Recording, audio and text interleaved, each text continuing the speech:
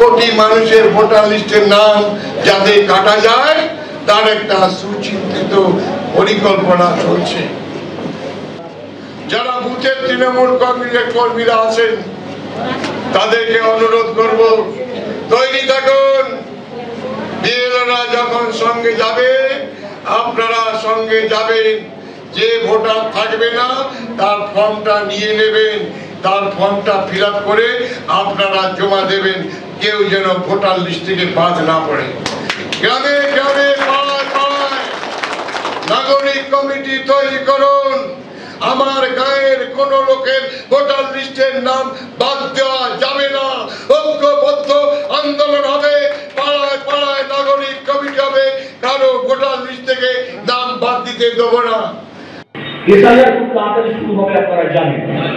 যারা booth level agent হয়েছে BLA তারা কিন্তু দলের যেদিন থেকে বিএলও অর্থাৎ বুথ লেভেল অফিসার যে গ্রামে যে বুথে তিনি গিয়ে বাড়ি বাড়ি জিজ্ঞাসাবাদ শুরু করবেন, সেইখানে যিনি আমার দলের বিএলএ আছেন ওই বিএলওর সাথে ওই সরকারি আধিকারিকের সাথে আপনাকেও বাড়ি বাড়ি যেতে হবে।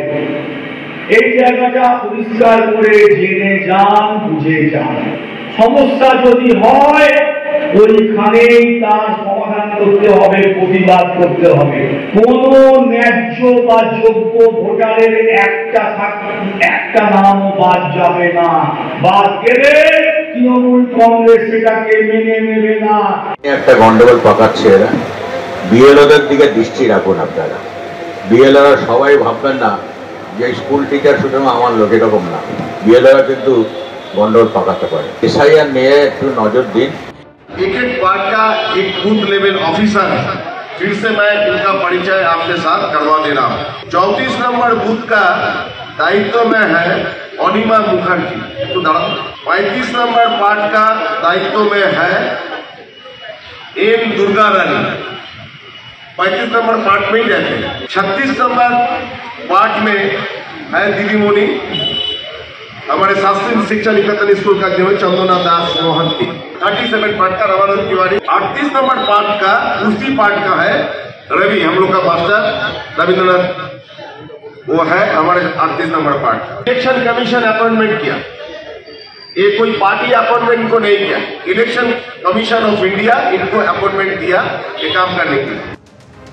অর্থাৎ বুঝতেই পারছেন এসআইআর নিয়ে তরজার পারদ ক্রমশ চড়ছে।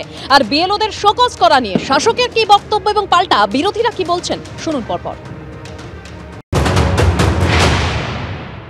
যেটা মনে হচ্ছে এই শিক্ষক মহাশয়রা, যারা শিক্ষক শিক্ষিকারা যারা এই বিএলওর কাজ করতে চাইছেন না, মূলত এটা হচ্ছে অসুরক্ষাজনিত। অর্থাৎ তৃণমূল কংগ্রেসের বিভিন্ন নেতৃত্ব যেভাবে হম্বিতম্বি এবং ভয় দেখানোর কাজ করেছে, এই ভয় দেখানোর ফলে অনেকেই এই বিএলওর কাজ করতে চাইছেন না। সেই জন্য আমার যেটা মনে হয় যে এই সমস্ত বিএলওদেরকে উপযুক্ত সুরক্ষা দিয়ে প্রয়োজনে কেন্দ্রীয় বাহিনী সুরক্ষার ব্যবস্থা করে বুথে কাজ করালে পরে আমার মনে হয় এরা কেউই পিছিয়ে যাওয়ার মতো লোক নয়। 600 জনকে কমিশন শোকজ করেছে।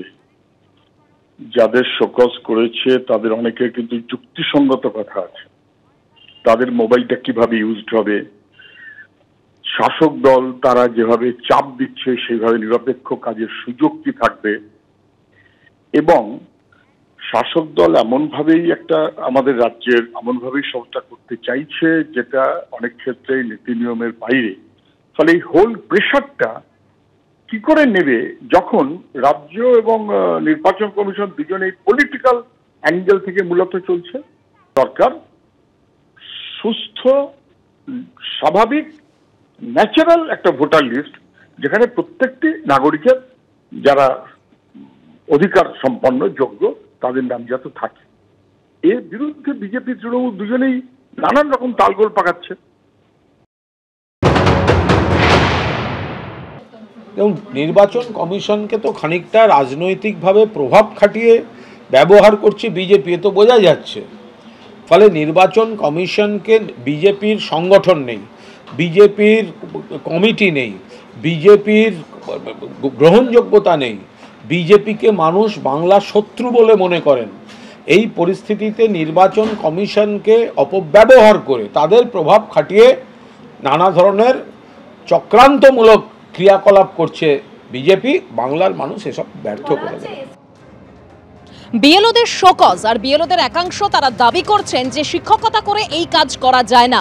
সংগ্রামী যৌথ মঞ্চের আহ্বায়ক ভাস্কর ঘোষ তিনি বলছেন কমিশনের কাজ করুক, আমরা তৈরি আছি। এই বিএলওদের একটা বড় অংশ এরকম আছে যারা ধরুন যে প্রাথমিক স্কুলে তারা চাকরি করেন, দেখা যাচ্ছে যে সেখানে 500 জন স্টুডেন্ট, 5 জন টিচার, 5 জনকেই ডিউটি দেওয়া হয়েছে, 4 জন ডিউটি নিয়েও নিয়েছেন, শুধু হেড টিচার পড়ে আছেন, সে ডিউটিটা নেয়নি যে স্কুলটাকে চালাতে হবে বলে, তারপরেও তাকে শোকজ করে এই ধরনের ব্যবস্থা করা হয়েছে। ওদের জেনুইন কজ আছে, একটা কথা বলে রাখি, তাদের পাশে সংগ্রামী যৌথ মঞ্চ আছে, তাদের পাশে Usthi united primary teachers welfare association আছে। যদি প্রয়োজন পড়ে তারা যদি কোনো ব্যবস্থা নেন তাহলে তার বিরুদ্ধে আমরা আদালতের দ্বারস্থও হব। নির্বাচন কমিশন তার ব্যবস্থা নিক, আমরাও তৈরি আছি এর মানে উত্তর দেওয়ার জন্য। বাকি যারা বিএলও নিযুক্ত হয়েছে তাদেরকে নিরাপত্তা দেওয়ার দিকটা ভালো করে দেখুক, শাস্তি দেওয়ার জায়গাতে না গিয়ে। আর যারা আছে মানে যারা কাজটা করতে চাইছেন তাদেরকে সুরক্ষা দিক, আর যারা কাজ করতে চাইছেন না, বহু কর্মচারী এখনো পড়ে আছে, যারা স্বেচ্ছায় কাজটা করতে চান তাদেরকে নিয়োগ করার ব্যবস্থা করুক।